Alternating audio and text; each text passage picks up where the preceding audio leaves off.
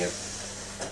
pues no es de ganar en la puta vida el Premio Nacional de Literatura, porque con los tiempos que corren, tal como decías hace tiempo, el aragonés lo lleva un poco complicado. Viene esto al hilo de que cuando presentamos, creo que fue el de lo de Pocha, ¿no? El comentario que se hizo y que además se puso un poco disfrazado en lo que era el libro, de que ningún autor que escriba en aragonés desgraciadamente iba a ganar un Premio Nacional de Literatura, y es porque como no se contempla a nivel oficial, pues bueno, pues el aragonés lo tiene un poco complicado. En esa misma línea de complicación, porque Gara de Edición nació para hacer traducciones en aragonés, para hacer estudios, hasta que llegó un momento en que nos planteamos que los escritores que escribían en aragonés, los que escribían bien, entendemos nosotros, lógicamente, y tenemos todo el derecho del mundo a confundirnos, eso lo tenéis que decir vosotros, que sois los lectores, no eran conocidos, estaban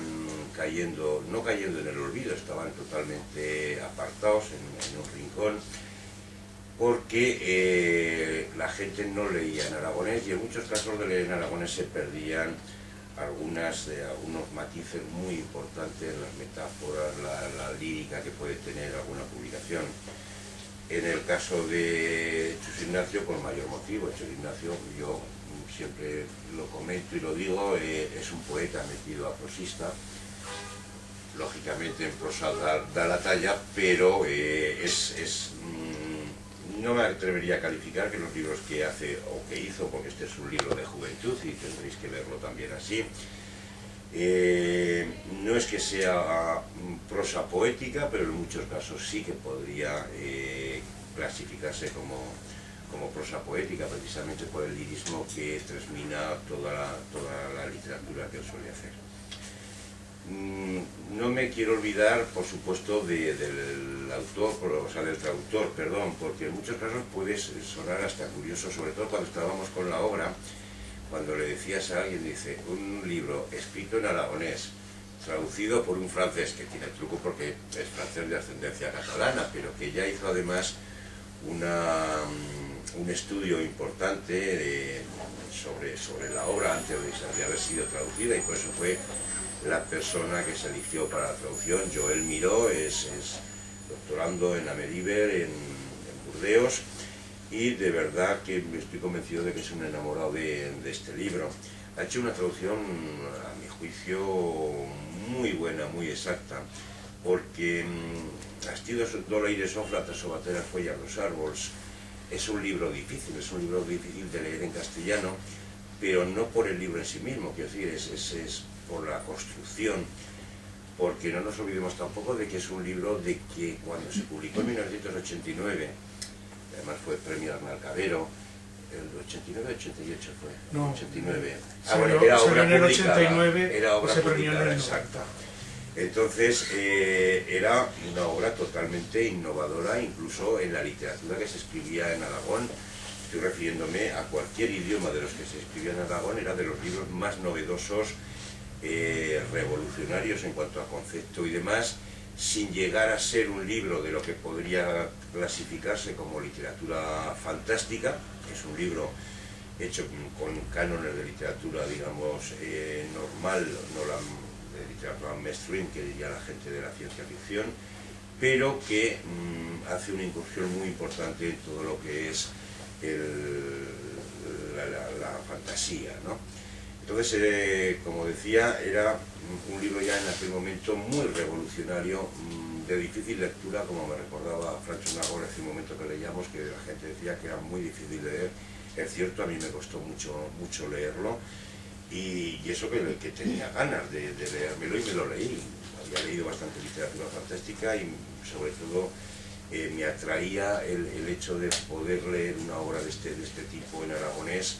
que hacía unas incursiones importantes en lo que era esa literatura fantástica. Como en definitiva yo tampoco me quiero alargar mucho, sí que querría por citar alguna cosa de Joel Miró, que lógicamente, pues lógicamente no ha podido venir, lo mismo que el que será el traductor de este libro al francés, Charles Merigot, que decía que como el metro de París no para allí, pues que no podía venir, o sea que le cayó un poco mal al hombre. Entonces, bueno, Chus Ignacio Navarro, estoy leyendo palabras de Joel Miró, José Ignacio Navarro es uno de los autores más prolíficos y premiados en esta lengua de estandarización reciente, muy implicado en el movimiento de reivindicación y defensa de la misma, simultaneando la creación en prosa con la poesía, algo que se aprecia en la novela objeto de este estudio. Ya decía yo que no solamente en esta obra, en la mayoría de la prosa de José Ignacio se ve precisamente ese aspecto, esa poesía que, como decía antes, termina un poco las obras. A grandes rasgos diremos que en ella se nos presenta el peculiar universo de una tribu de cazadores aislada en una selva sin contactos con el mundo tecnológicamente desarrollado del lector. Un universo íntegramente recreado, tanto por lo que se refiere a sus elementos físicos como sus características culturales, plenamente autosuficiente, hasta que se ve progresivamente invadido por otro en el que se reconocen elementos propios de la civilización occidental contemporánea, es decir, hay elementos metafóricos también importantes. La mezcla de los registros poéticos o simplemente denotativo, el recurso de hipotextos de tipo tradicional, míticos fabulosos, la discontinuidad resultante del carácter completamente autónomo de buena parte de los capítulos, sin vínculos cronológicos con los demás, es decir, no sería una ucronía en el sentido de que no está ubicado, el humor desbocado o el cuestionamiento de una visión estructurada del tiempo nos ha llevado a una lectura de esta obra como ilustrativa de lo que se ha definido como estética posmoderna. No sé si a José Ignacio le agrada lo de posmoderno o no. Hombre,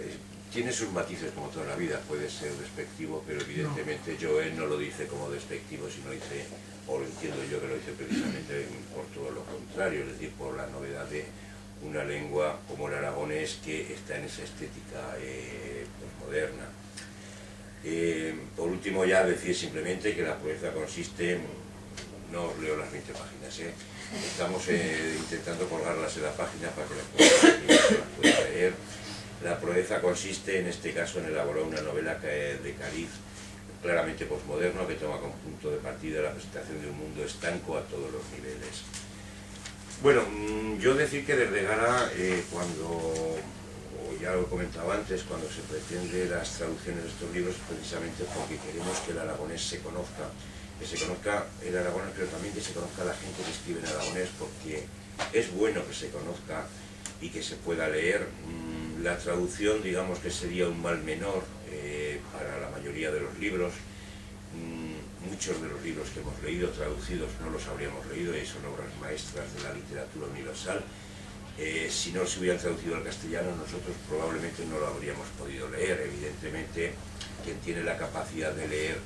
en una lengua, en este caso si lo puede leer en aragonés, probablemente encuentre matices que en la traducción es muy difícil de poder trasladar. Y es muy difícil precisamente porque cuando se concibe una obra en una lengua, ni las perífrasis sirven muchas veces para poder transmitir cómo se hace. Entonces, como decía, la colección Viceversa surge precisamente y inicialmente para traducir libros del aragonés al castellano y poderlo difundir. Cualquiera que lea este libro sabrá que es un libro que se escribió originariamente en aragonés, que fue además premio